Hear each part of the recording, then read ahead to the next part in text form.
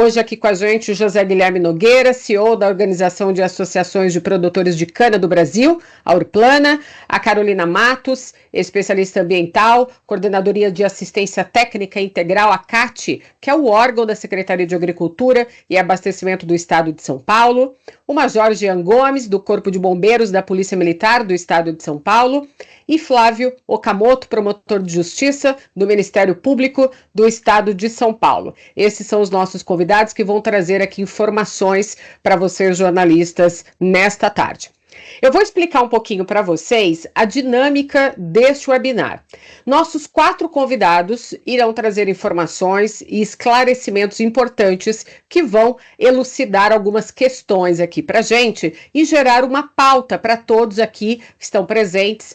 E durante essa apresentação, nós vamos bater esse papo, trazer essas informações assim que acabar a apresentação dos 4 convidados. No encerramento, nós vamos dar início às perguntas de vocês, jornalistas. Essas perguntas devem ser encaminhadas aqui pelo chat desse webinar. Então, você, jornalista, que nos acompanha neste webinar, ao enviar a sua pergunta, por favor, informe também o seu nome e o veículo que você representa para a gente poder fazer as devidas apresentações. Olha, os eventos extremos do clima, eles são uma realidade hoje para o agronegócio brasileiro. Nós vimos acontecer as chuvas que causaram o desastre no Rio Grande do Sul e agora, em escala nacional, as queimadas. O que podemos e vamos fazer para mitigar e se adaptar a essas mudanças? E como que isso impacta a todos nós e o setor do agronegócio? O que a gente precisa entender e saber para comunicar quem está dentro e principalmente fora da porteira? Então vamos entender com o nosso primeiro convidado de hoje, o José Guilherme Nogueira, engenheiro agrônomo de formação, mestre em marketing e estratégia pela USP, é CEO da Urplana, como eu mencionei, que é uma entidade criada desde 1976 e que congrega mais de 30 associações de produtores de cana-de-açúcar de São Paulo, Mato Grosso e Mato Grosso do Sul, Goiás e Minas Gerais. José Guilherme vai fazer uma apresentação, então, para nós dos prejuízos ao setor canavieiro, que foi bastante afetado pelos incêndios que ocorreram recentemente em São Paulo. José Guilherme, a palavra é sua. Obrigado, Ângela. Obrigado a todos os participantes aqui conosco, Carol, o promotor Flávio, o Major Jean. É sempre um prazer estar com vocês novamente. E aí, claramente, todos os repórteres aí e as instituições aí ligadas à imprensa. Bom, eu acho que para traduzir, né, todos os efeitos que os produtores de cana tiveram dentro do estado de São Paulo, e aí a Urplana também representa outros estados, eu vou trazer aqui 4 slides, 5 slides, para ficar bem mais visual e para facilitar aqui o entendimento de todos. Tá? Então, vocês só me falam se vocês estão enxergando. Vamos lá. Por enquanto, aqui não apareceu ainda. Vocês conseguem ver? Não, ainda não. Ainda não, José Guilherme. Não estamos vendo sua tela compartilhada. Tá falando que eu parei aqui de... Vamos tentar de novo.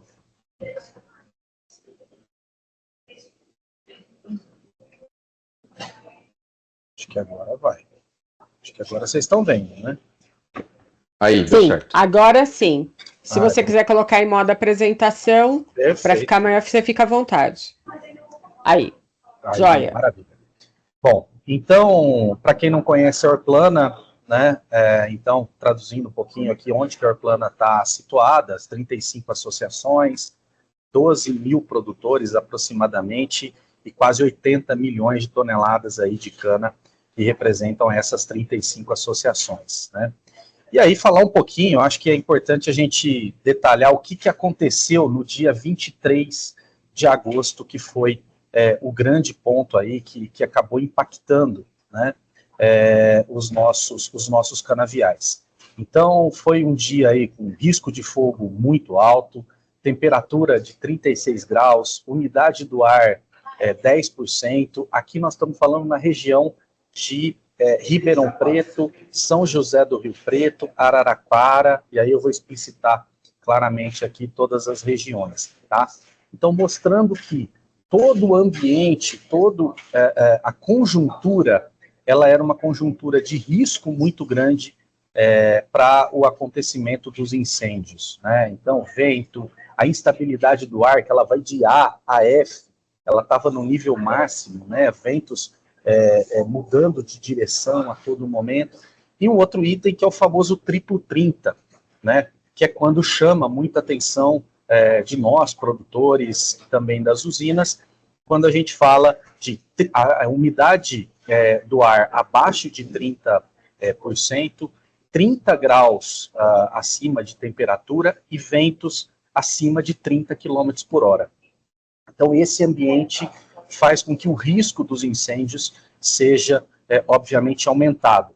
E aí, a gente consegue ver no mapa, pegando aqui o estado de São Paulo, um pedacinho do estado de Minas Gerais, tudo que está em vermelho, ele estava com a condição de triplo 30 naquela data do dia 23 de agosto, né, que foi quando a gente teve um volume de incêndios maior e, claro, acima da média ali, dentro dos últimos 10 anos. Né, foram mais de 11 mil focos de incêndio aí somente no mês de agosto, e aí a gente observa toda essa área de risco que nós tínhamos.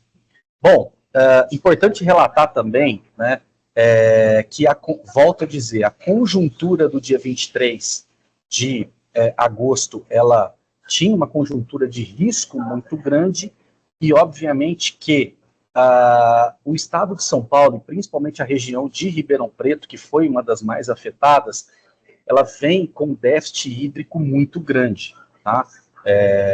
Se a gente comparar esse gráfico da direita, né, onde a gente observa essa linha preta, a linha preta é a média dos últimos 10 anos de chuva. Então, aqui começando de setembro a junho, então, na média, se chove 1.400 milímetros, 1.390 milímetros aproximadamente, na média dos últimos 10 anos. E, nesse ano, né, pegando aí já um pedacinho agora de setembro, a gente percebe um volume de 220 milímetros a menos na média. Tá? E se a gente traduzir isso para as regiões, o desvio ele se torna ainda pior, porque é uma seca, né, que vem desde a safra de 23, 24, pegando aqui 24, 25. Né?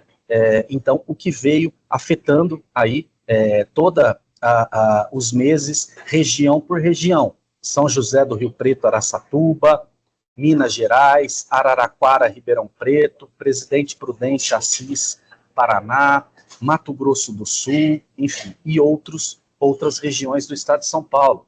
Então a gente percebe, né, um déficit hídrico em relação à média histórica, né, muito alto. A gente fala, né, inclusive na região de São José do Rio Preto e Araçatuba, que foi uma das regiões muito afetadas com os incêndios e tem sido afetada também pela seca, mostra os déficits aí de novembro a abril. E aí, se a gente considerar também os meses de maio, junho, julho, agosto, todos eles abaixo da média histórica. E aí, claro que com isso acabou se traduzindo em prejuízos e aí, infelizmente, com os incêndios que a gente teve.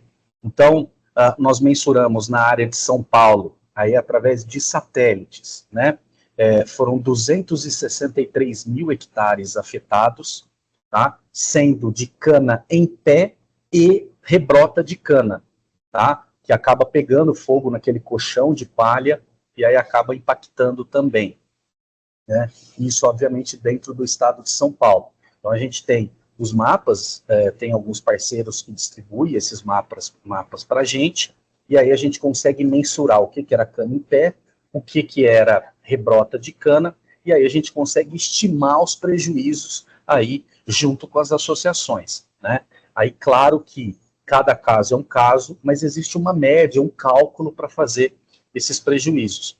Por exemplo, da cana em pé, né, se você queima uma cana que ela estava próxima a 11, 12 meses para ser colhida, tá, você perde aí em torno de 25, 30%, né, de receita já direta, você perde com uma queimada dessa, podendo chegar até 50%, tá? Só pela perda da biomassa, tá? Até porque atualmente a gente usa tudo na cana, a gente usa folha, palha, tudo, né, para fazer a bioeletricidade, a bioenergia, então se aproveita tudo. E inclusive esse colchão de palha, quando a gente fala da rebrota, ele ajuda muito com a retenção de água, com os micro-organismos, com tudo que tem de benéfico dentro da atividade canavieira. E aí isso acabou sendo incendiado também, a gente nem fala queimada, né, porque queimada às vezes é uma técnica até de manejo, mas o incêndio que é indesejável, e foi o que aconteceu aí no Centro-Sul como um todo, e ainda, infelizmente, continua acontecendo, né? O estado de Minas Gerais, aí, até o dia 20 de setembro, com cerca de 60 mil hectares, e um prejuízo de 400 milhões de reais aos produtores. Goiás, 43 mil hectares, Mato Grosso, 19 mil, Mato Grosso do Sul, 28 mil, enfim, foram impactos muito relevantes que, obviamente, a gente vem tratando e vem buscando soluções para que os produtores consigam aí se reerguer e continuar na atividade. Então, são esses os principais pontos aqui que eu trago, fico à disposição também e até vamos acompanhando aí os nossos amigos para a gente entrar aí nas discussões e reflexões sobre tudo que aconteceu. Muito bem, muito obrigada, viu, José Guilherme? Importante você trazer esses dados, porque corrobora esse tema do impacto das mudanças climáticas até a longo prazo, né? Porque a gente precisa entender e utilizar essa informação meteorológica, esses dados que você trouxe, né, com qualidade e de forma bastante objetiva, para o planejamento e tomada de decisão, para mitigar esses impactos e também para o produtor conseguir conduzir, né, a nova safra, inclusive essa que está começando. Eu quero lembrar aos jornalistas que estão aqui conosco que as perguntas que vocês queiram direcionar para os nossos convidados podem ser encaminhadas via chat. Não deixa de enviar, então, a sua pergunta com o seu nome e o veículo que você representa, que ao final aqui das apresentações a gente vai trazer essas perguntas para os nossos convidados. Bem, o fogo registrado entre agosto e setembro provocou muitos impactos devastadores que a gente viu na mídia, nas propriedades rurais e instituições ligadas também à agropecuária. Quais são as ações educativas de prevenção que estão à disposição e que podemos multiplicar essa informação através dos nossos canais de comunicação, dos canais que vocês representam, para a gente informar o público em geral? Então, para falar sobre isso, eu convido a Carolina Matos, especialista ambiental da Coordenadoria de Assistência Técnica Integral do CAT, o órgão ligado à Secretaria de Agricultura e Abastecimento do Estado de São Paulo. Carolina é ecóloga, com mestrado em Geoquímica e Meio Ambiente, é membro do Comitê Executivo de Operação São Paulo Sem Fogo, está na equipe da Secretaria de Agricultura e Abastecimento do Gabinete de Crise dos Incêndios Florestais. Carolina vai abordar então para a gente esse tema. A palavra é sua, Carolina. Muito obrigada, Ângela. Agora vamos para o primeiro desafio, que é compartilhar a tela. Vamos lá. Assim vamos em sua apresentação. Está aparecendo aqui. Obrigada. Bom, então, primeira coisa, né, já foi interessante a fala do José Guilherme, a questão do incêndio florestal, diferença de incêndio e de queimada. Então, pela definição da nossa lei estadual 10.547 de 2000, incêndio florestal é aquele fogo descontrolado em floresta ou qualquer forma de vegetação, seja uma cultura agrícola, seja uma pastagem, né, ou mesmo uma mata nativa numa unidade de conservação. Aqui no estado de São Paulo, nós observamos que essas ocorrências, elas se dão nas nossas matas nativas, nas nossas áreas tuteladas, né, seja nas unidades de conservação, seja nas áreas de APP, de reserva legal, mas também elas ocorrem nas nossas áreas produtivas, nas nossas propriedades rurais. E o fogo, quando ele começa, ele não respeita a fronteira, ele não respeita a cerca, né? Ele vai ganhando vulto. Por isso que é muito importante combater o fogo logo no início, porque à medida que ele vai ganhando proporção, ele começa a ter todas aquelas reações em cadeia, né, que elas sustentam o tetraedro do fogo, e ficando cada vez mais difícil o combate a essas ocorrências. E quais as consequências, né, dos incêndios florestais? Nós temos consequências de curto prazo, de prazo imediato, né, até longo prazo. Então, a destruição das florestas e das culturas agrícolas, isso ocorre imediatamente quando o fogo passa. Risco de acidentes e morte, infelizmente perdemos a vida aí de alguns brigadistas, né, na sua brava função de combater essas chamas, e também de pessoas que no desespero de salvar a sua propriedade, eventualmente acabaram aí se ferindo. A morte de animais, incluindo animais de criação, também isso aconteceu, acompanhando as notícias, os relatos dos nossos técnicos no interior, nem sempre foi possível evacuar as propriedades rurais, tirar esses animais. E essa morte, ela ocorre de forma imediata ou a curto, médio e longo prazo, pela falta de alimento. Então, um exemplo é que nós estamos acompanhando em relação à cadeia da apicultura e da meliponicultura. Então, começa a faltar o pasto apícola para as abelhas, começa a faltar pastagem, né, para os bovinos, é necessário introduzir uma alimentação para que haja sobrevida. Isso sem falar na nossa fauna nativa, que perde imediatamente os seus ninhos, né, a fonte de alimentação, de dessedentação. Então, esses impactos, eles existem no horizonte imediato, médio prazo também. Problemas de saúde, a emissão de gases de efeito estufa também. Então, a Secretaria de Saúde tem feito um trabalho aí bastante forte de apoio às unidades básicas de saúde, para que essas pessoas, né, acometidas por problemas respiratórios nas áreas atingidas pelos incêndios, tenham aí um maior suporte no cuidado com a saúde. E todos sabemos, né, o quão difícil é respirar nas condições que enfrentamos, sobretudo no mês de agosto. Tivemos agora no mês de setembro também períodos, né, de ocorrências bastante intensas no estado, e todos sabemos aí o prejuízo que isso traz para a nossa saúde. Prejuízos econômicos e a perda de produção, como o José Guilherme bem colocou o valor, né, desse prejuízo para o setor canavieiro. Também observamos prejuízos para outros setores. O levantamento preliminar com os dados de agosto, que a Secretaria de Agricultura e Abastecimento realizou, apontava já um dano estimado em cerca de 2 bilhões de reais. Então, um dano, assim, imediato. A gente ainda não tem condições de avaliar o quanto isso vai impactar em médio prazo, em termos de recuperação de solo, que é outro fator que nós estamos observando que tem um impacto bastante significativo. Então, quando os incêndios ocorrem, eles queimam, né, o que tem aí de matéria orgânica na camada superficial do solo, a biomassa e toda aquela rede de micro-organismos que sustenta a vida nos solos. Então, é muito importante também pensarmos aí em estratégias de recuperação desses solos, porque o maior patrimônio que o produtor rural tem é um solo produtivo. Sem um solo produtivo não é possível produzir nada.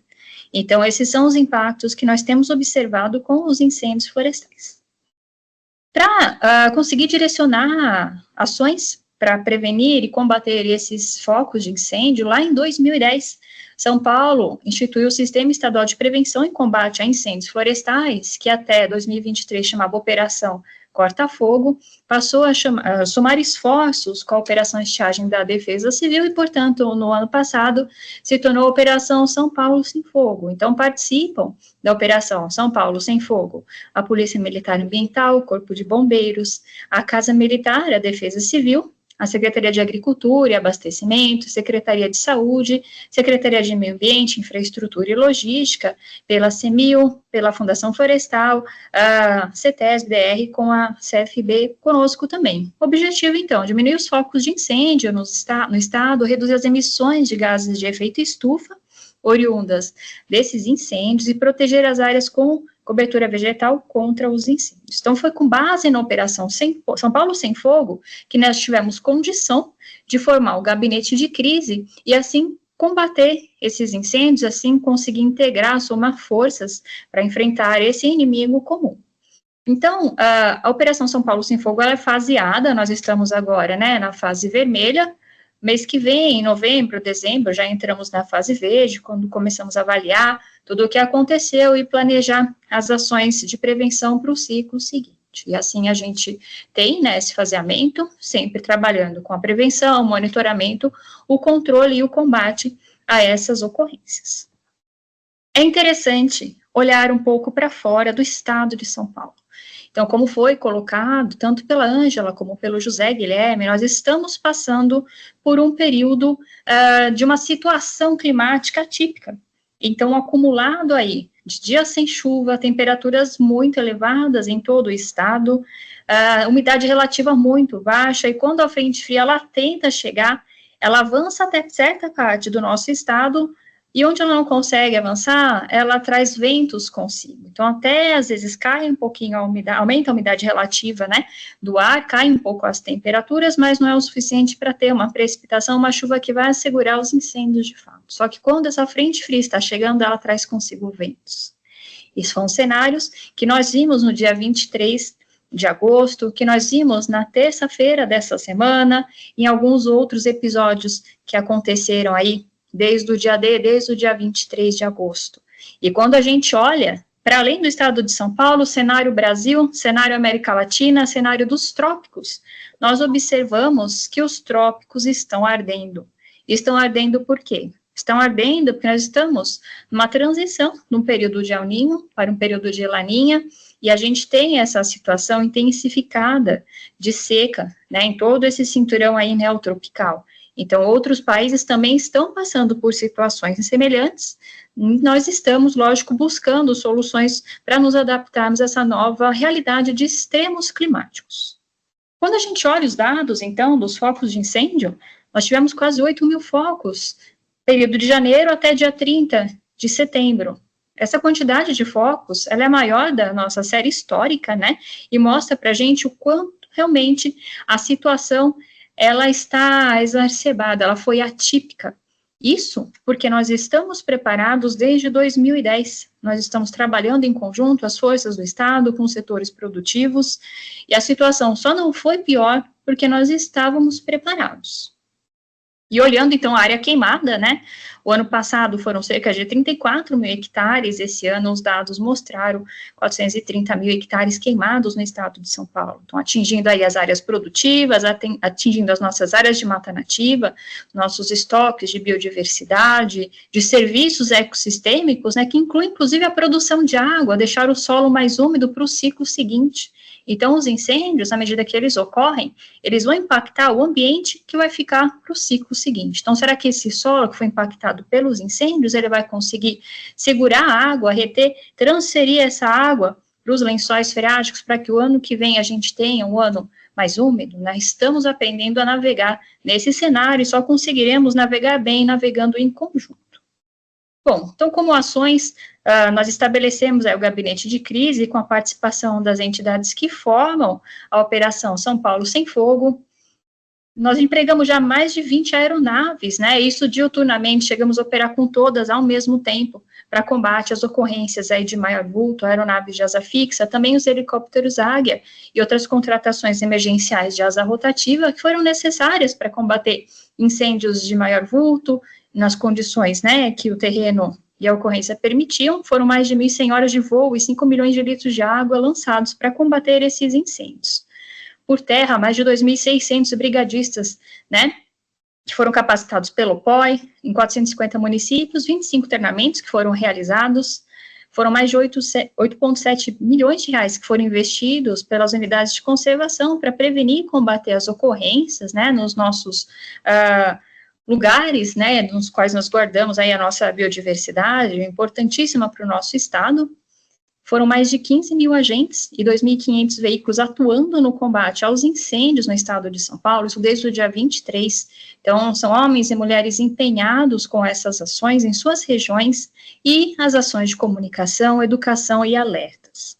Então, essas ações estão sendo feitas pela Defesa Civil, pelo Corpo de Bombeiros, pela Secretaria de Agricultura e Abastecimento, e também por todas as entidades que compõem a Operação São Paulo Sem Fogo e pelos setores produtivos. Então, é muito importante, na busca dessas informações, trabalhar com as informações realmente com lastro, informações oficiais. Isso mostra a importância desse webinar, da participação dos jornalistas, né, e agradecemos aí a todos pelo trabalho que tem sido feito na difusão dessas informações, principalmente nas informações relacionadas à prevenção dos incêndios. Então, coisas que antigamente, de repente, era um hábito, como fazer a limpeza de terrenos com fogo, isso não cabe mais, isso é um crime ambiental. Para fazer limpeza de terreno, tem que ter uma autorização prévia da CETESB, não é toda a situação que isso cabe.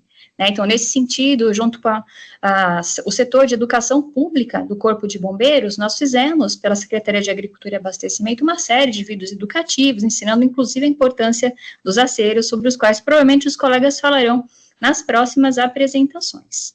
O serviço 40199 também, que é um serviço de SMS gratuito da Defesa Civil, também está funcionando muito bem. Os produtores podem cadastrar seus celulares e receber os alertas por meio desse serviço. Nós temos também a Climatempo presta esse serviço para a Defesa Civil, né, o indicativo de risco de incêndio no estado de São Paulo. Então, isso é possível ser consultado diariamente e mostra aí o roteiro, né, o que se espera para os próximos dias, além do dia atual, em relação ao risco de incêndio para as diversas regiões no estado de São Paulo, e assim as pessoas ficarem alertas, se prepararem e saberem quem acionar. Então, isso é uma coisa muito importante, saber quem acionar. Indicação sempre registrar as ocorrências no 199, Defesa Civil no 193, Corpo de Bombeiros, ao invés de só mandar áudios que podem causar medo nas pessoas, né, desinformação, registrar a ocorrência para que nos âorgãos oficiais nós consigamos dar prosseguimento ao combate a essas ocorrências. A Secretaria de Agricultura e Abastecimento também fez uma série de ações no âmbito da extensão rural, do AgroSP Mais Seguro, equipando os municípios com viaturas, os kits de combate a incêndios, caminhões-pipa. No município Agro, nós também temos uma diretiva trabalhada junto com o Corpo de Bombeiros, com a Defesa Civil, para equipar, treinar as brigadas municipais e assim fortalecer toda essa ação de forma regional, envolvendo sempre os setores produtivos também. E daí a gente vai para o tetraedro da resiliência, né? Então, tem o tetraedro do fogo, agora o da resiliência. Então, é necessário adotar as medidas de prevenção, combate e sempre engajar os setores produtivos. Então, a gente entra aqui na questão da educação para o público, para o produtor rural, para as pessoas da cidade, e também na parceria, né? Nós acreditamos que só com essa parceria, que tem sido feita com muito sucesso, e aqui vai nosso agradecimento a todos os setores que têm nos ajudado, em especial o setor sucroenergético, pela sua distribuição no estado de São Paulo, pela expertise no combate às ocorrências, principalmente nos canaviais, né?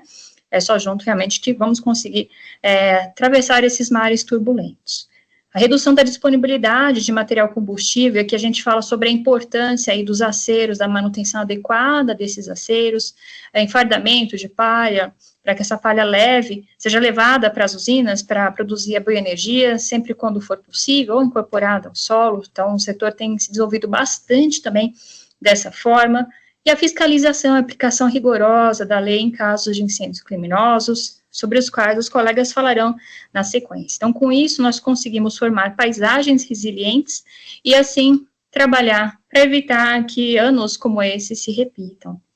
Então, fica aqui meu contato, nas nossas redes sociais da CAT, @CAT Extensão Rural, e da Secretaria de Agricultura e Abastecimento, nós temos esses vídeos disponíveis, outros materiais também, e fica também o link da São Paulo Sem Fogo, com informações, com e-mail de contato, para que a gente continue aí trabalhando bem, trabalhando em conjunto, porque só assim nós vamos conseguir nos adaptar a essa nova realidade de extremos climáticos. Muito obrigada.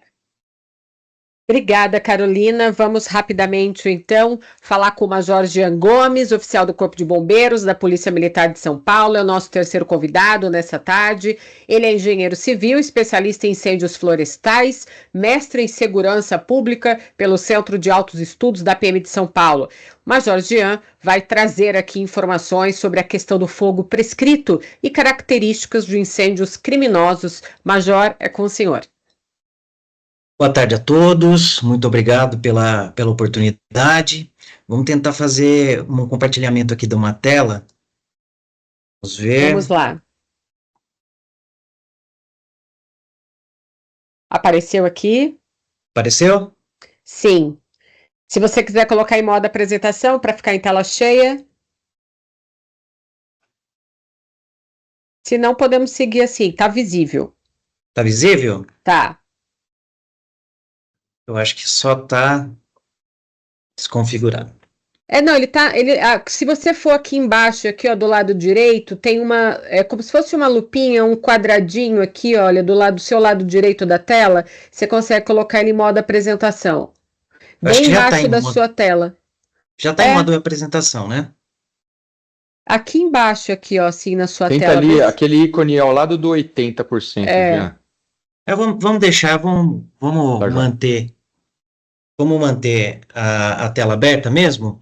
Tá bom, então vamos lá. Então, inicialmente, gostaria de conversar com os senhores realmente o que já foi citado inicialmente aí sobre a diferença do incêndio para uma queimada, né?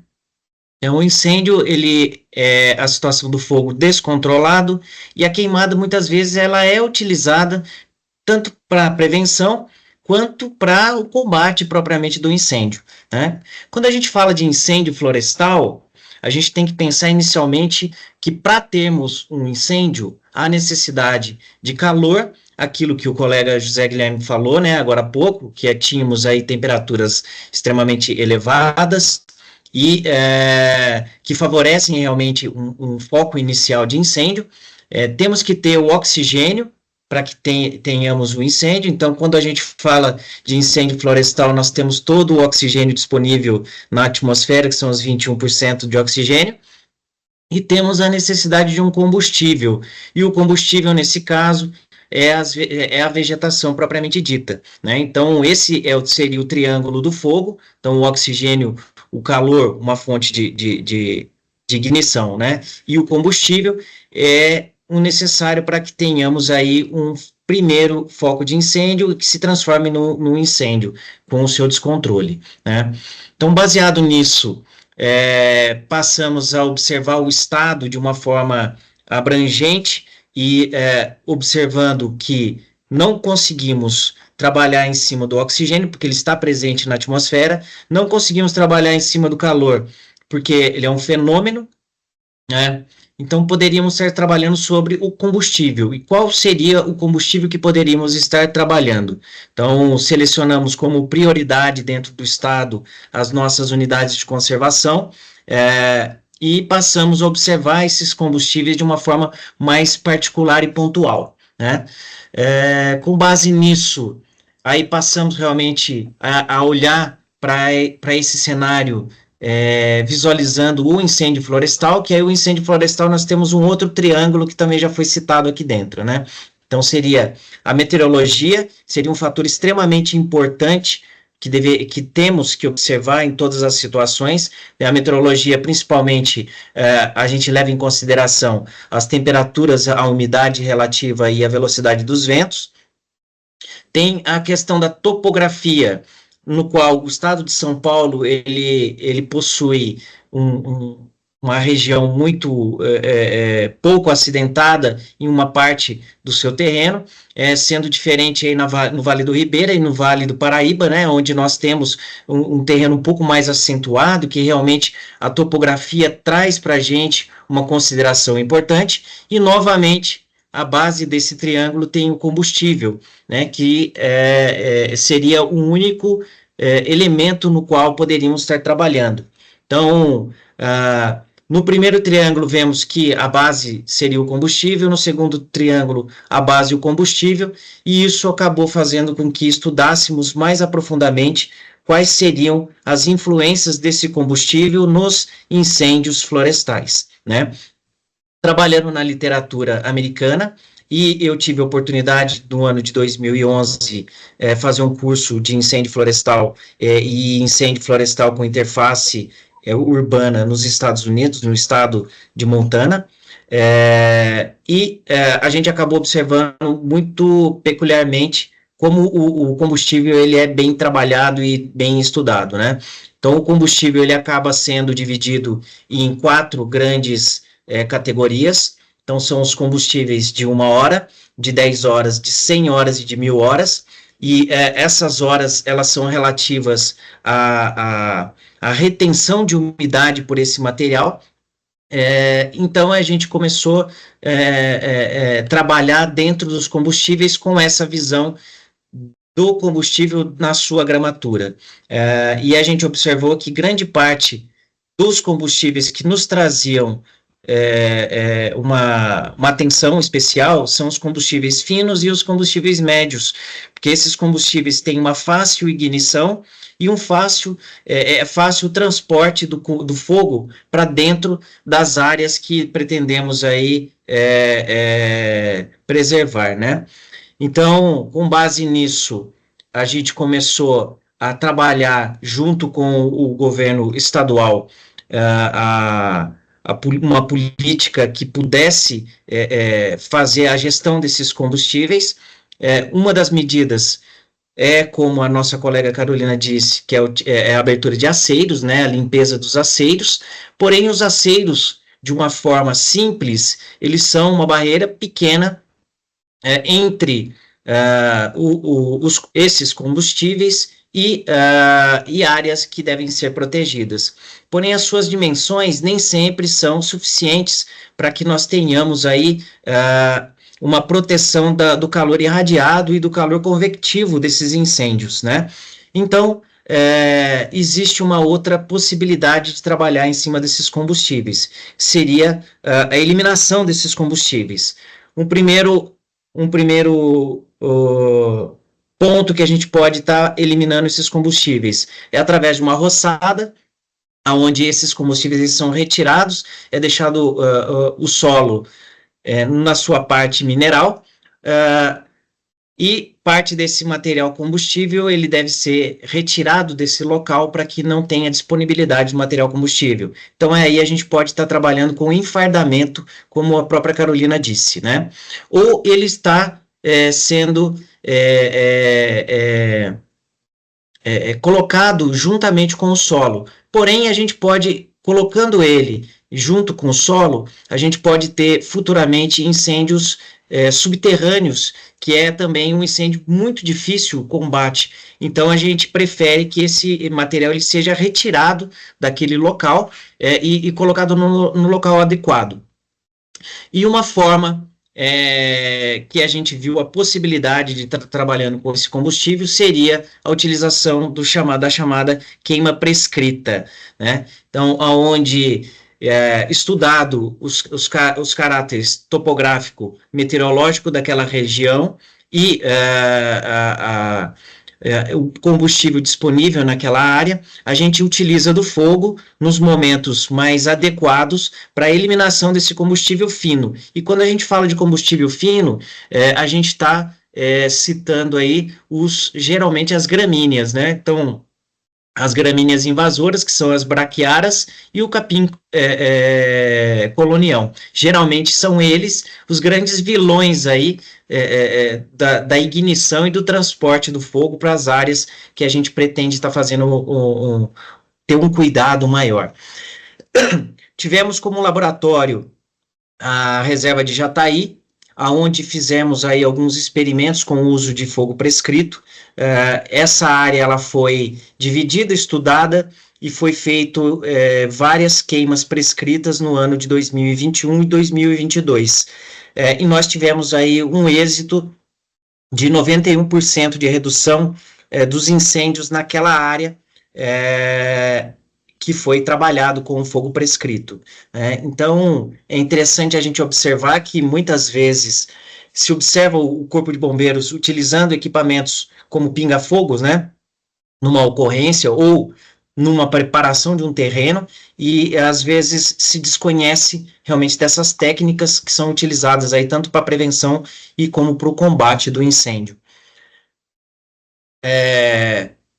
Posteriormente, nós passamos a estudar esses locais e verificar realmente que nos locais onde foi empregado o fogo prescrito, que geralmente são fragmentos de cerrado, locais que já são propícios realmente para pro fogo, são adaptados, né, para o fogo, tanto é que algumas espécimes para sua renovação há necessidade do fogo para que as sementes elas consigam realmente germinar e dar sequência aí ao rebrote, etc.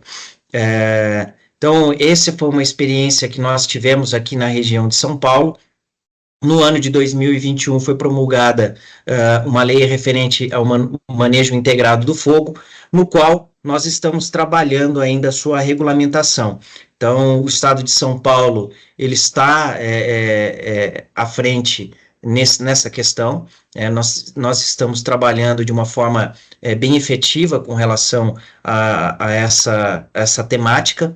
E acredito que para esses próximos anos nós tenhamos essa regulamentação e como a própria Carolina disse, né? Então a utilização do fogo, ela pode ser algo que exista, porém ela vai ser regulamentada. Então esse é um panorama atual do Estado, com participação da Secretaria de Agricultura, Secretaria do Meio Ambiente e o Corpo de Bombeiros, que estão realmente aí trabalhando nessas questões. E aproveito a oportunidade do representante do Ministério Público, todo esse trabalho, ele conseguiu avançar muito, devido aí um forte apoio do Ministério Público, porque nós estamos aí realmente querendo uma solução de médio e longo prazo para essa situação, que realmente sem uma prevenção efetiva, nós não teremos resultados palpáveis e concretos no futuro. Muito bem, muito obrigada, Major Jean. Quantas informações importantes aqui para os jornalistas que estão nos acompanhando. Fiquei interessada depois dessa questão do capim. Vamos para o nosso último convidado, lembrando vocês, jornalistas, que estão nos acompanhando aqui nesse webinar, que você pode enviar sua pergunta pelo chat, que está ativo para receber suas perguntas. Lembre-se sempre de enviar o seu nome e o veículo junto com a sua pergunta. Então, nosso último convidado, e muito importante, deixamos para o final aqui para garantir essa audiência maravilhosa, agradecendo aqui todos os jornalistas que estão com a gente nesse webinar. Muito feliz com essa participação de todos, que é de extrema importância nesse âmbito de comunicar com clareza à sociedade. Flávio Okamoto é promotor de justiça do Ministério Público do Estado de São Paulo, vai nos atualizar sobre as medidas preventivas que estão sendo adotadas pelo Ministério Público, medidas emergenciais adotadas até o final da estiagem e um pouco sobre as investigações criminais. Flávio, boa tarde, é com você.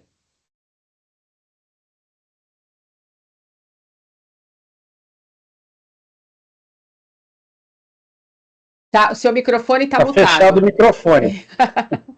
Vamos Sim, lá. Major, eu vou pedir para o senhor só fechar a sua apresentação. Eu não sei se o Flávio vai querer fazer alguma apresentação. Não. Boa tarde, Ângela. Boa tarde a todos e a todas. Obrigado pela oportunidade aqui de prestar esses esclarecimentos para tantos órgãos da imprensa. Muito importante isso para o Ministério Público também. Bom, o Ministério Público, como o Major Jean, que é nosso grande parceiro, né, mencionou, eu acho que tem um papel muito importante na organização, né, dessa política pública, principalmente em âmbito local, né. A gente viu o trabalho que a Secretaria, principalmente a Secretaria de Meio Ambiente, Infraestrutura e Logística e a Secretaria da Agricultura desempenham, né, por meio lá da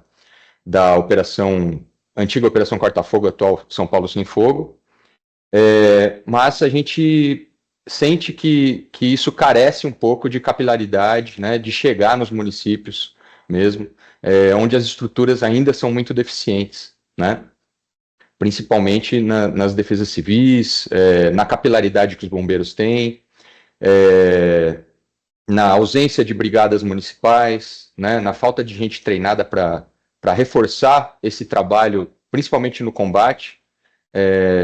essa situação ocorrida desde o final de agosto deixou muito claro para a gente que quando os focos são simultâneos e são tantos, né, numerosos, a gente se deparou com uma situação em que a gente tem que escolher para onde vai, né?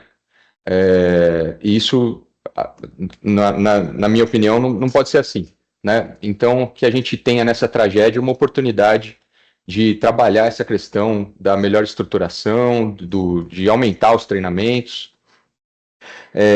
Em São Carlos, a gente tem o que eu chamo de filhote da antiga operação Corta-Fogo do Estado. A gente copiou o modelo estadual e instituiu um modelo municipal. E eu acho que isso só foi feito aqui, né? Tirando o município de São Carlos, a gente tem uma atuação regional por meio dos GAEMAs, né? Dos grupos de atuação especial de proteção do meio ambiente. Mas a gente faz planos anuais de trabalho com várias frentes de atuação, então, inclusive de alteração legislativa. Por exemplo, em São Carlos existe a lei municipal proibindo qualquer espécie de utilização de fogo para limpeza, né? A gente alterou código de obras para regulamentar a questão das limpezas de terreno, aumentou o valor das multas por você descartar resíduo sólido de maneira irregular, né? A gente está trabalhando agora num decreto que dá poder de fiscalização ambiental para vários outros órgãos da prefeitura, como, por exemplo, os guardas municipais e os fiscais da autarquia de água e esgoto. Tudo isso para tentar aumentar essa prevenção especial e geral, né, que é gerada por essa sensação de que a pessoa está sendo vigiada, de que vai ter uma multa, de que vai ter uma punição, enfim. Dentro desse trabalho que o Ministério Público vem fazendo, de prevenção principalmente, eu posso destacar que nós temos um inquérito civil na capital, do qual participamos eu e os promotores do GAEMA de Ribeirão Preto, para que em todas as estradas, sejam elas concedidas ou não, a gente tenha o que a gente chama de roçada cerca a cerca. Então, as conversas com o DR já estão muito avançadas. Para 2025, a gente já tem previsão orçamentária, planejamento, para que isso seja feito nas estradas não concedidas, né? E a gente está discutindo isso com a Artesp e agora também com a Secretaria de Parcerias e Investimentos, porque muito provavelmente a gente vai precisar de umas alterações contratuais que vão mexer no equilíbrio econômico-financeiro das concessões, né? E a gente está bem otimista, principalmente diante do cenário trágico que a gente atravessou, isso vai ser possível, né? Na nossa visão inicial, a gente estava protegendo a mata e a lavoura da rodovia. E dessa vez a gente viu que, às vezes, a gente está protegendo a rodovia, os usuários, os veículos, né? Do fogo que vem de fora para dentro da rodovia. A regulamentação existente, ela previa a roçada, acho que uma roçada anual e um acero de 1,5 metro ali a partir do fim do acostamento, né? E ela é uma legislação antiga que foi criada tendo em vista a sinalização viária, para você ter visibilidade ao você dirigir, né? E agora a gente está trazendo para essa discussão esse olhar para os incêndios, né? Então, na época adequada, antes do pico da estiagem, a gente tem que ter essa roçada de cerca a cerca nas faixas de domínio das rodovias, em todas elas. Além disso, a gente tem trabalhado muito com a queima prescrita. O Major Jean já nos apoiou aqui durante 2 anos, né? A gente tem feito queimas prescritas aqui em São Carlos, em algumas áreas, inclusive em áreas da Universidade Federal de São Carlos. E isso é muito interessante, porque eles já fizeram contato com a CETESB, obtiveram uma autorização para que sejam desenvolvidos trabalhos científicos dentro dessas parcelas que receberam a queima prescrita. Então, eu tenho notícia já de 2 mestrados, né, que estão acompanhando e vão trazer para a gente a comprovação científica de que a queima prescrita é realmente eficaz e de que o cerrado, principalmente o bioma que que impera aqui na nossa região, é muito adaptado ao fogo e ele se beneficia dessa queima feita de uma maneira adequada e controlada. E, além disso, eu acho que que merece a gente destacar, a gente está tentando um reforço no número de pessoas capacitadas para trabalhar na questão dos incêndios. Então, a gente tem tentado, mais uma vez com o apoio do Corpo de Bombeiros, instituir um PAM, um Plano de Auxílio Mútuo Regional, aqui para São Carlos, Porto Ferreira, né, em que pessoas físicas e jurídicas podem se juntar e, mediante, claro, alguma contribuição, criar uma estrutura que possa, por exemplo, fazer queimas prescritas, que possa auxiliar no combate a incêndios, que possa fazer a capacitação de pessoas dentro dessas estruturas, né?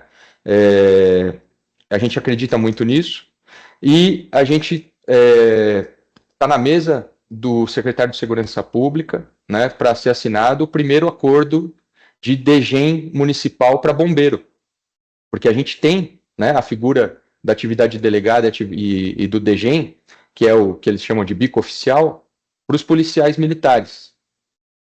Isso a maioria dos municípios já fez, e então o município remunera um certo número de policiais para que eles trabalhem em escala extra, né, nas viaturas e tal. E a gente aqui em São Carlos, então, está com essa ideia já quase pronta, como eu disse, só falta assinar, para que os bombeiros também tenham esse reforço de pessoal, principalmente na época da estiagem.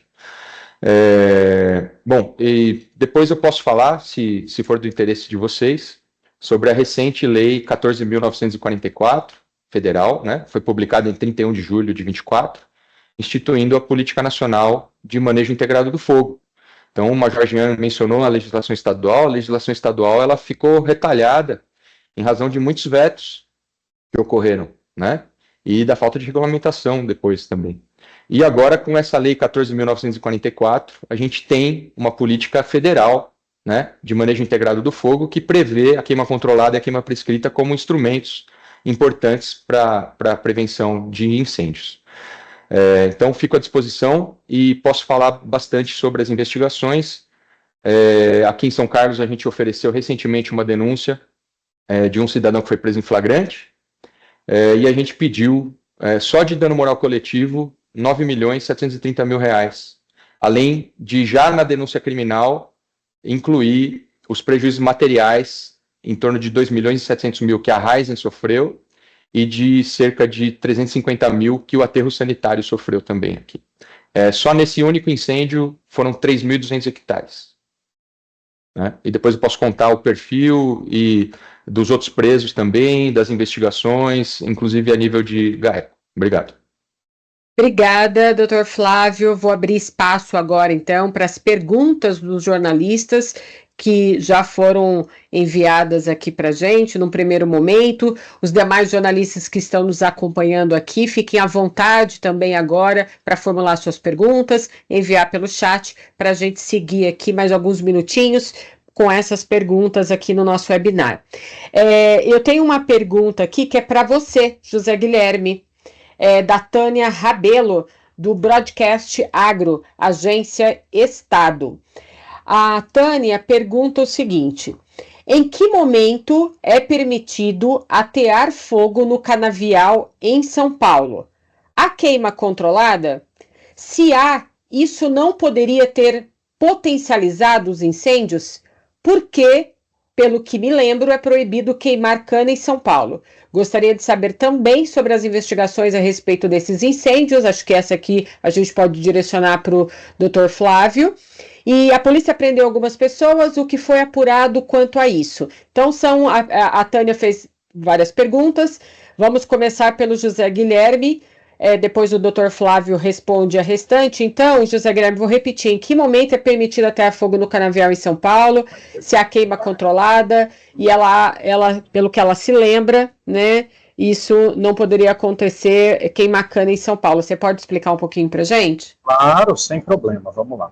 Eu acho que primeiro, deixar claro para todos os veículos, né, que sim, a queima era uma prática de manejo da cultura da cana-de-açúcar que começou na década de 80, tá?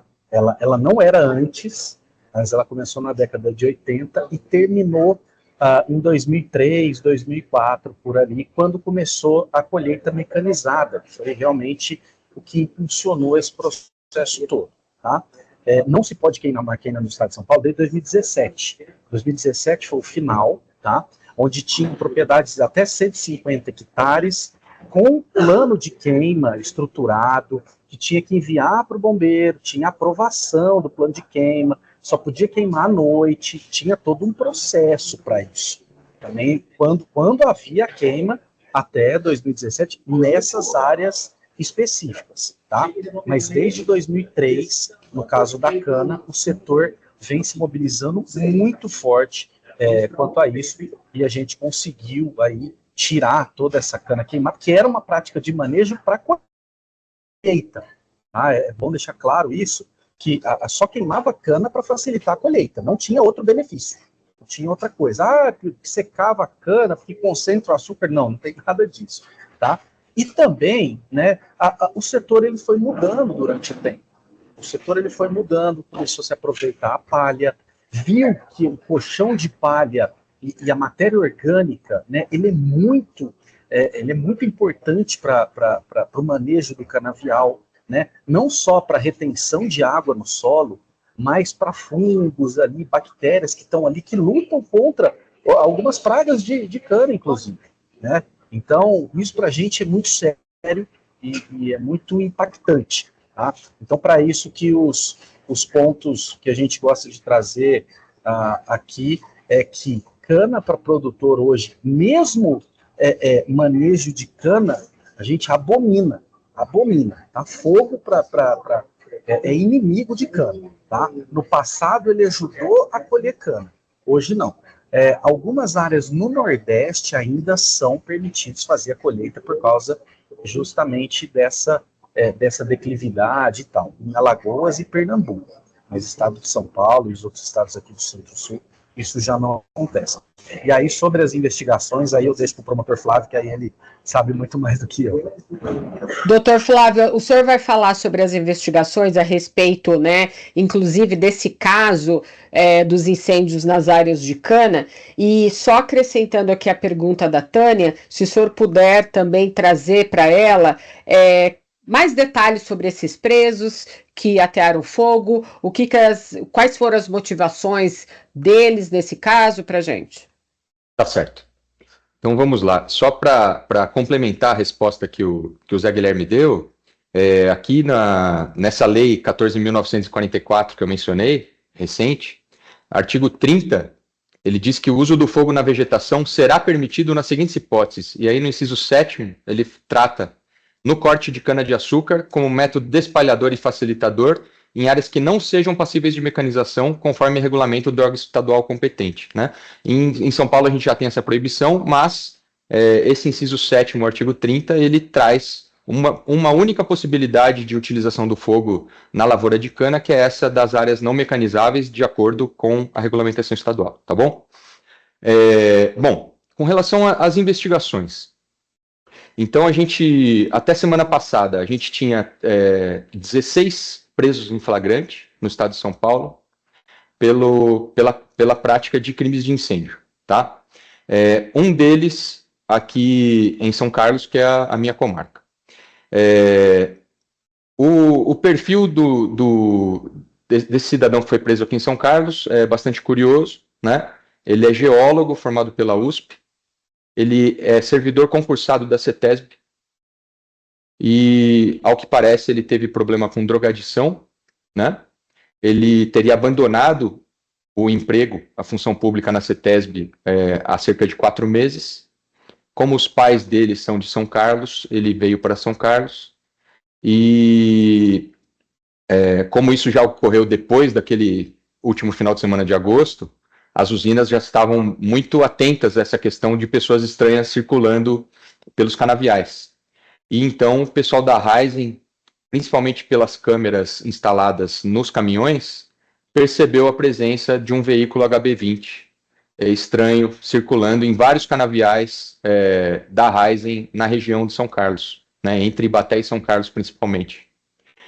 E aí eles fizeram contato com a Guarda Municipal fez contato comigo, eu fiz contato com a Polícia Civil. São Carlos tem esses leitores de placa espalhados pela cidade, então a gente encontrou o veículo circulando na cidade, e ele voltou para a zona rural, e ele foi, então, preso em flagrante, né,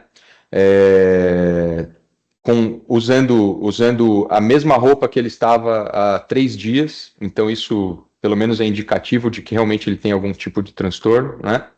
Ele estava com drogas dentro do carro, crack e maconha, e indagado se ele tinha algum problema com a Raizen, ou, né, em razão do trabalho dele na CETESB, enfim, de análise ambiental, ele falou que não, e não deu nenhuma explicação plausível de por que ele estava fazendo isso, mas ele é confesso de que fazia 3 dias que ele estava circulando a área rural e colocando fogo. Esse mesmo indivíduo tem um segundo inquérito, ele foi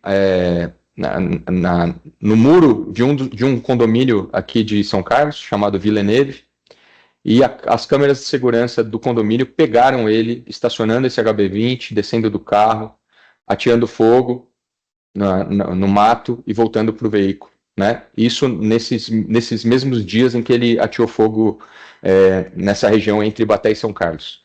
Como eu disse, esse incêndio atingiu 3.200 hectares, né? A maioria deles de cana, 973 hectares de mata nativa, né? Muito difícil de recuperar, uma perda aí muito grande de flora e de fauna. Em uma das fazendas da Raizen, uma colônia de trabalhadores ficou isolada, ficou ilhada pelo fogo. Muito fertilizante, muita máquina agrícola, caminhão queimado, né? Prejuízo de fato muito grande. E, como eu disse, esse fogo avançou para cima do aterro sanitário, né? Podia ter sido uma tragédia ainda maior. Fotos aéreas mostram que absolutamente tudo em volta do aterro sanitário foi destruído, mas eles conseguiram evitar que entrasse ali. Tem gás ali, né? A gente sabe que o aterro sanitário produz uma quantidade muito grande de gás. Poderia ter sido uma coisa muito feia mesmo. Enfim, e ele foi preso em flagrante, a prisão foi convertida em prisão preventiva, e essa denúncia já foi oferecida, como eu disse, fica à disposição para encaminhar para os jornalistas, né? Eu vou colocar aqui no chat o meu e-mail, é meu nome completo, @mpsp.mp.br, tá aí no chat. E daí, só para concluir das investigações, no mesmo dia 10 de setembro, um cidadão foi preso em Campinas, colocou fogo também numa área muito importante, ali onde tem um observatório astronômico, inclusive, né? Usava um Jeep, marca Suzuki, salvo engano, classe média, né? E aí, para a polícia, ele resolveu ficar em silêncio, mas ele fez algumas declarações ali informalmente, né?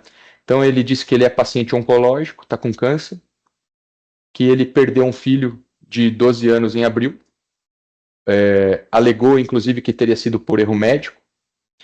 Aí a gente fez a pesquisa do processo, de fato ele tem um processo contra o hospital e contra o médico, né, do filho que ele perdeu. Enfim, era só uma pessoa qualquer aleatória, né, que perdeu o gosto de viver e resolveu espalhar a desgraça, né? Aí o único caso que me chama um pouquinho mais atenção, mas tá difícil da gente puxar a linha de investigação, é de um cidadão que foi denunciado por colocar fogo em São Carlos no ano passado. Em agosto de 23 ele colocou fogo, né, aqui em São Carlos, está denunciado, está respondendo, e agora ele foi preso em flagrante em Penápolis, colocando fogo. Tá? Ele está preso, esse cidadão de São Carlos. Só que ele foi preso sem celular, ele foi preso simplesmente com 2 isqueiros, né? Me parece que também estava numa situação econômica bastante ruim, então vamos ver se a gente descobre. Esse cidadão é o único que tem antecedentes criminais, desses aí que eu falei, né? Ele tem passagem por furto e tráfico, já esteve preso, inclusive. E daí eu uso esse gancho para dizer que esses vídeos que andaram circulando por WhatsApp, por YouTube, dizendo que isso é coisa de facção criminosa, que eles compraram usinas e que eles estão ameaçando produtores para arrendar para eles, que senão eles metem fogo, esse tipo de coisa, isso daí é fake news, né? Eu conversei pessoalmente com o chefe de inteligência do Ministério Público e com o chefe do GAECO do Ministério Público, tá? Não tem absolutamente nenhum indício de que tem envolvimento de facção criminosa nesses incêndios que ocorreram. Pode ter algum nível de organização, dado o enorme número de focos num espaço muito curto de tempo, principalmente lá naquele fim de semana do dia 23, é possível. Talvez um grupo de WhatsApp, né? Talvez pessoas descontentes por alguma questão trabalhista, talvez pessoas com algum viés político determinado, enfim. Mas dizer que isso foi totalmente concatenado, que existem pessoas que bolam isso e espalham ordens ou alguma coisa assim, isso não tem absolutamente nada provado. Sim. Aproveitando, doutor Flávio, o senhor falou sobre aplicação de multas, né? Vocês conseguem identificar, traçando banco de dados junto ao CPF, porque hoje é muito comum, né? Até a Receita Federal, com o Banco Central, cruzar os dados do CPF para entender todo o histórico, né, de hoje um cidadão brasileiro. Então, ao aplicar essas multas, vocês conseguem identificar, traçando com o banco de dados, junto com o CPF, se essas pessoas, elas são reincidentes nesses casos de colocar incêndio nessas áreas? Há algum caso assim de reincidência, ou eles aparecem de forma aleatória? Porque esses casos também já aconteceram no passado, né? Tá, a gente consegue fazer esses cruzamentos, né? É um pouco trabalhoso, porque os bancos de dados são estanques, né? Às vezes a gente precisa cruzar uma base federal com uma base estadual.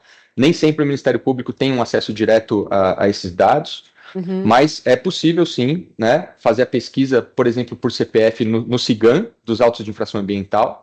Né, a gente tem acesso a isso, é uma plataforma do governo estadual, da Secretaria do Meio Ambiente, e é possível. O que a gente reparou nesse ano de 24, diferente do que aconteceu em 21, né, em 21 a gente teve um ano também atípico, ruim, mas a gente teve muitos focos de incêndio em área de vegetação nativa, né? Esse ano de 24 foi muito atípico porque, eu não tenho o número, mas mais de 80% foi em cultura de cana, né, aqui em São Paulo. Então, o que a gente tem reparado, pelo menos nas principais ocorrências, nas maiores, né, as que chamam mais atenção nossa, é de que esse fogo ele não tem sido iniciado por culpa ou por iniciativa do produtor, né? O produtor aí, no caso, está sendo a maior vítima, né, disso, porque vai ter que recompor, por exemplo, isso eu já mencionei no outro webinar, mesmo ele não tendo culpa, ele vai ter que repor a área de reserva legal e a área de preservação permanente que ele perdeu, tá? Isso certo. O Ministério Público cobra, a CEMIL cobra, a gente, claro, vai ter parcimônia, vai tentar da melhor maneira possível não punir ele duplamente, fazer com que faça, por exemplo, uma condução de regeneração natural, alguma coisa menos dispendiosa, com um prazo maior, mas a gente não pode deixar de exigir que isso seja recomposto, né? Mas, voltando, infelizmente, esse perfil que eu passei para vocês, né, de uma pessoa com talvez transtorno psiquiátrico, uma pessoa que teve uma perda muito grande, uma pessoa que tem passagem por furto e tráfico pequeno e sai de São Carlos, vai colocar fogo em Penápolis, assim, isso dificulta muito a gente ter uma investigação de fundo, né? A gente não tem uma linha de investigação, na verdade. Então, o que o Ministério Público tentou fazer agora, sabendo que a estiagem se prolongaria até meados de outubro, foi aumentar o patrulhamento ostensivo em zona rural, né? Como a gente não tem como investigar pela Polícia Civil, pela Polícia Federal, fazer uma interceptação, por exemplo, acompanhar uma rede social, a gente aumentou a presença da Polícia Militar Ambiental e das guardas municipais na zona rural. Então, aqui em São Carlos, por exemplo, a Guarda Municipal, que fazia apenas patrulhamento noturno, passou a fazer 8 horas diurnas. Então, das 24 horas, a gente tem 20 horas de patrulhamento de Guarda Municipal na zona rural. A Polícia Militar deslocou a Força Tática e toda a atividade delegada só para fazer patrulhamento rural.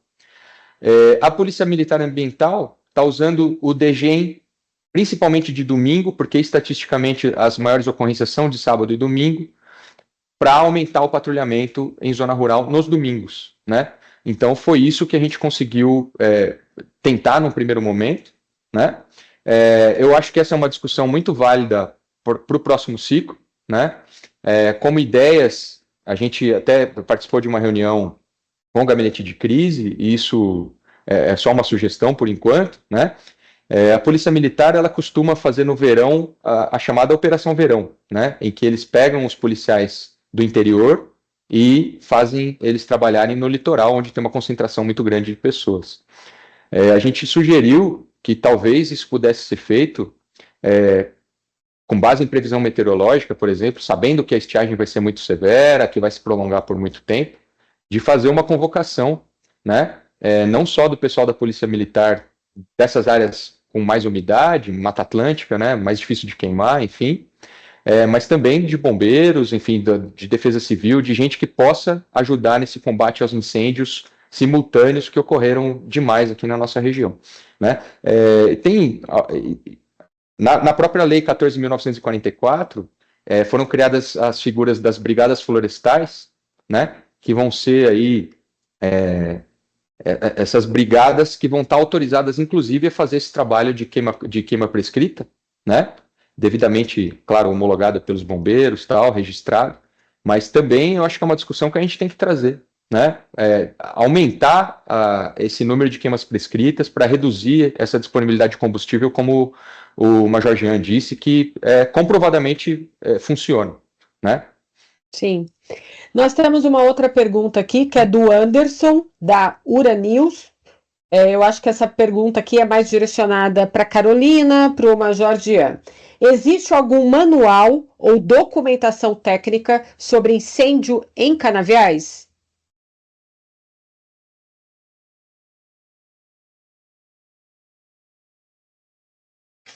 Pode começar, Major. Pode. Que eu tenha conhecimento, não existe nenhum tipo de material escrito, né, sobre o incêndio especificamente em canavial, né? O que a gente sabe é que é passado de pessoa para pessoa, né, onde as pessoas mais antigas que acabam detendo um conhecimento em virtude aí da sua experiência com o trabalho. Tanto é que o que acontece, né, que a gente tem percebido, algumas usinas, elas ainda têm algumas pessoas mais antigas que têm o conhecimento do uso do fogo, né? Porém, a gente percebe que outras usinas, já perderam parte desse conhecimento que acaba até dificultando num combate um pouco mais severo, um pouco mais ostensivo aí com relação ao fogo, né? Então, não existe um material escrito sobre isso, pelo menos que eu conheça. Ok.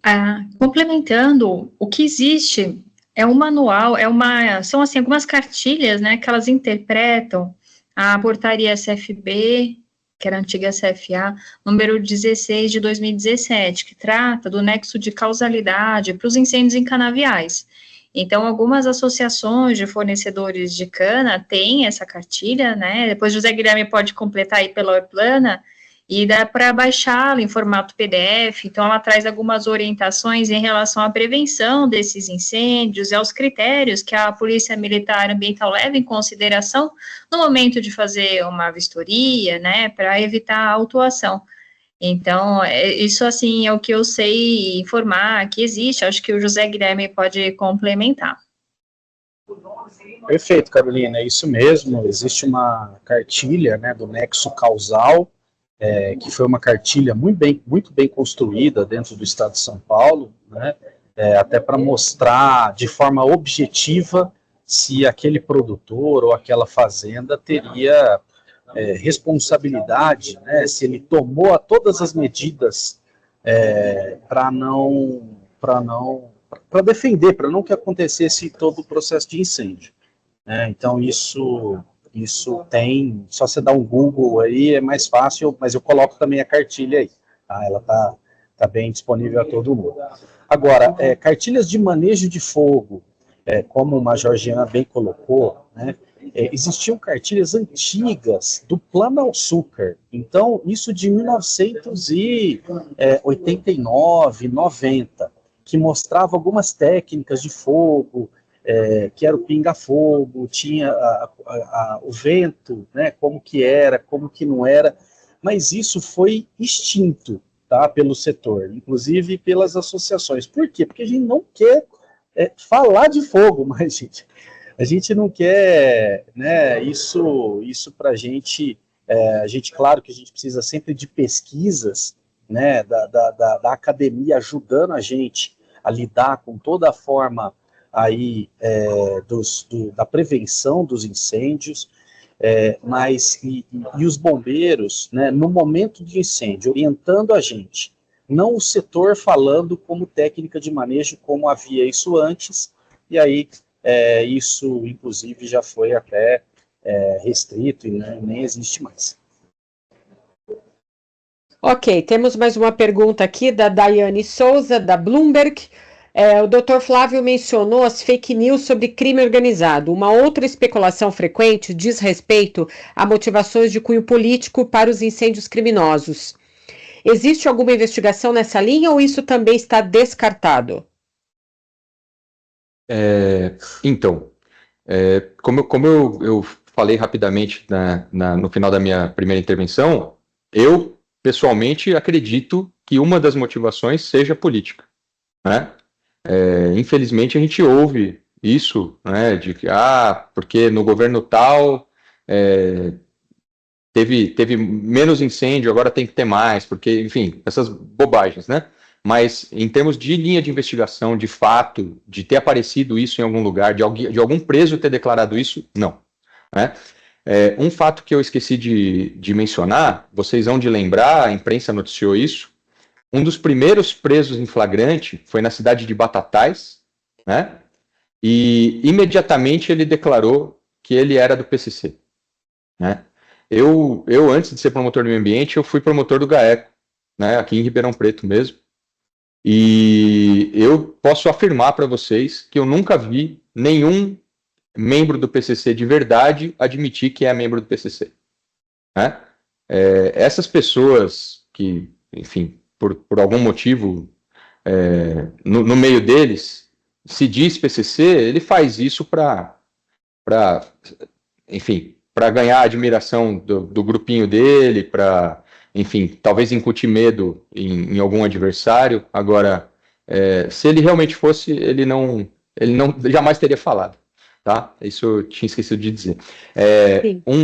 Alguém perguntou aqui se realmente foram 16. Sim, esse dado até o final de setembro eram 16 presos em flagrante.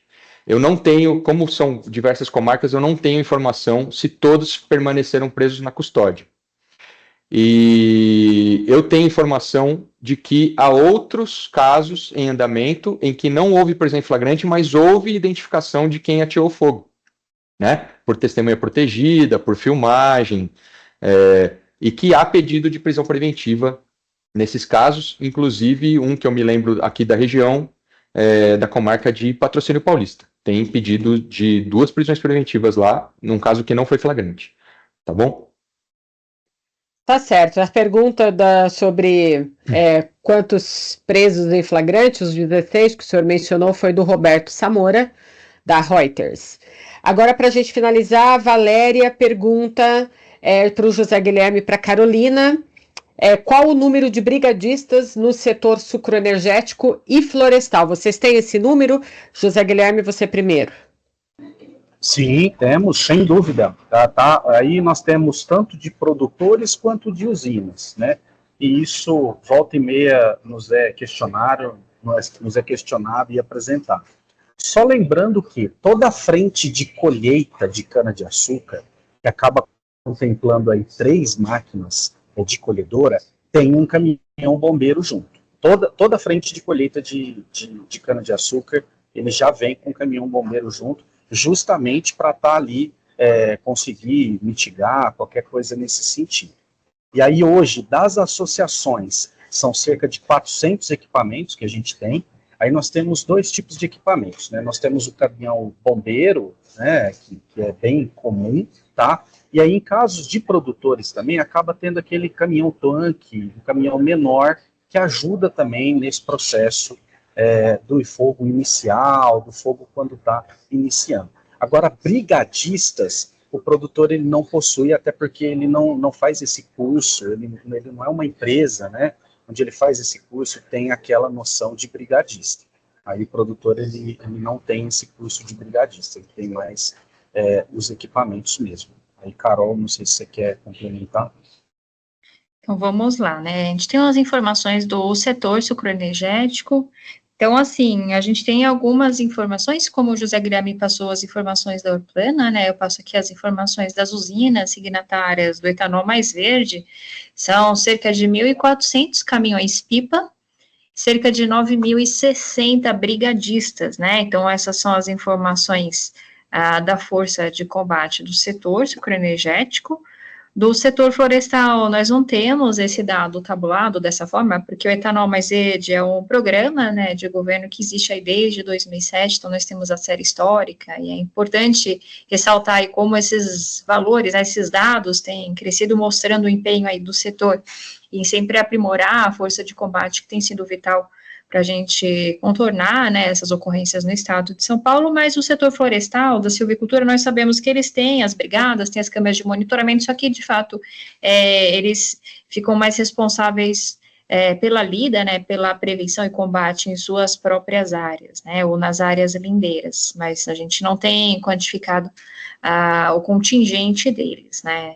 Então, assim, só reforçando também que nós estamos empenhados em fortalecer essas estruturas nos municípios, capacitando através das OPOI, as operações preparatórias para a Operação São Paulo Sem Fogo, né, as oficinas preparatórias para a Operação São Paulo Sem Fogo. Então, meses de abril e de maio, durante a fase amarela da operação, nós fazemos essas capacitações em conjunto com o Corpo de Bombeiros e a Defesa Civil. Ano que vem devemos ampliar isso, e ao mesmo passo que trabalhamos aí o aparelhamento dos municípios, seja no âmbito do município agro e do AgroSP mais seguro, né, ou mesmo através da Defesa Civil. Então, esse ano acabou sendo muita escola, né, para nós, para que ano que vem a gente se fortaleça e avance ainda mais.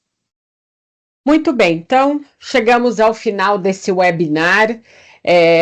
Já avançamos aqui, né, um pouco o nosso horário.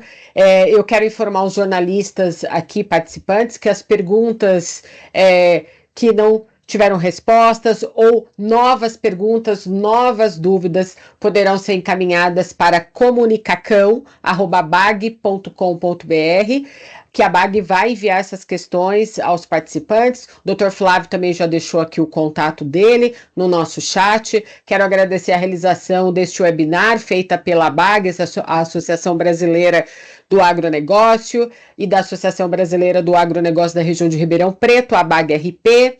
Agradecer aos nossos apoiadores, a Climatempo e a Secretaria de Agricultura e Abastecimento do Estado de São Paulo. Aos nossos convidados que estiveram aqui conosco nesta tarde, aos jornalistas participantes. Olha, gente, até a próxima. Uma excelente tarde para todos vocês. E eu quero deixar um spoiler aqui para vocês, que para semana que vem, a partir da segunda metade da semana, nós vamos ter aí uma atmosfera mais úmida, levando chuva, viu, José Guilherme, para o interior paulista, viu, Dr. Flávio, Major, até sorriu com essa informação. Finalmente a gente vai ter aí na próxima semana, na segunda metade em diante, chuvas chegando a áreas paulistas que estão precisando, assim como áreas também da região centro-oeste de Minas Gerais. Então fica esse spoiler, vamos torcer, né, para que esse período seco se finalize logo, para que a gente possa entrar num período úmido e fazer um planejamento aí já pensando no próximo ano. Muito obrigada a todos vocês, conto com vocês na próxima com uma outra oportunidade de participação aqui para esclarecer as dúvidas de todos os jornalistas. Muito obrigado, agradeço também à BAG por esse convite. Obrigado. Obrigado, nós que agradecemos. Até mais. Até a próxima. Tchau, tchau. Tchau.